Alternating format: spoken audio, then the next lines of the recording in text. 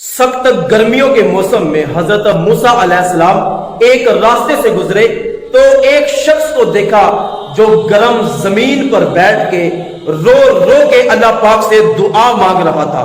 और वो इस कदर तड़प के साथ रोता था कि जो कोई उसको देखता तो वो भी रोना शुरू कर देता। हजरत मूसा अलैहिस्सलाम ने उस शख्स को देखा और वहां से चले गए।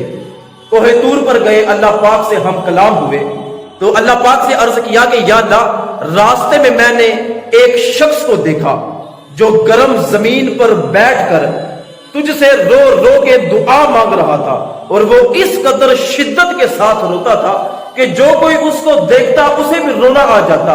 या अल्लाह, क्या तूने उस बंदे की दुआ को कबूल भी किया है कि नहीं किया? तो अल्लाह पाक ने फरमाया कि नहीं मूसा, मैंने उस बंदे की दुआ को कबूल नहीं किया।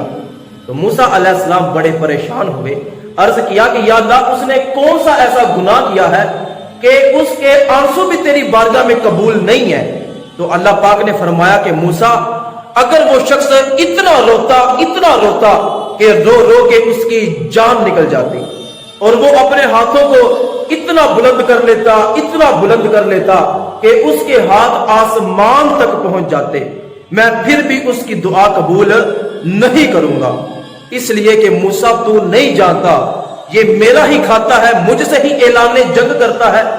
ये जो खाता है हराम खाता है, जो पहनता है हराम पहनता है, मैं इसकी दुआ को कैसे कबूल करूं? ऐ मूसा, जाओ उस शख्स से कहो कि वो हराम माल खाना छोड़ दे, हराम कमाना छोड़ दे, हराम पहनना छोड़ दे, मैं उसका रब उसकी दुआ को कबूल फरमाऊंगा। बल्कि एक मौके पे हज़रत साद बिन अबी वक़ास रज़ी अल्लाह ताला अन्हु हजूर की बारगाह में आते हैं, आगे अर्ज करते हैं कि या रसूल अल्लाह सल्लल्लाहु अलैहि वसल्लम, मैं अल्लाह पाक से दुआ मांगता हूं लेकिन अल्लाह मेरी दुआ कबूल नहीं फरमाता। या रसूल अल्लाह, ऐसी चीजें इरशाद फरमाए कि जो हमारी दुआएं कबूल नहीं होने देती। तो रसूलुल्लाह सल्लल्लाहु अलैहि वसल्लम ने इरशाद फरमाया कि ऐ साद, हराम के लुकमे से बचा कर, क्योंकि जो बंदा एक हराम का लुकमा खाता है अल्लाह पाक 40 दिन उसकी दुआ कबूल नहीं फरमाता।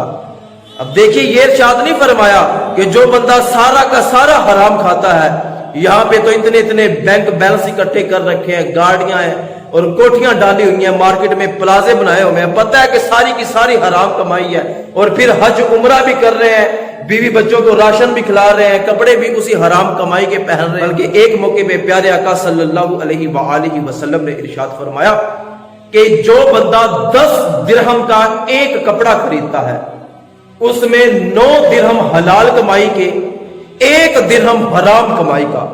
फरमाया कि जब तक वो कपड़ा उस बंदे के जिस्म पर रहेगा अल्लाह पाक उसकी कोई नमाज कबूल नहीं करेगा, कोई दुआ कबूल नहीं फरमाएगा।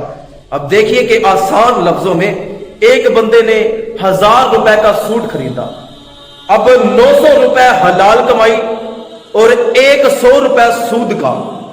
तो फरमाया कि जब तक वो कपड़ा उसके बदन पे रहेगा अल्लाह पाक उसकी कोई नमाज कबूल नहीं फरमाएगा, कोई दुआ कबूल नहीं फरमाएगा।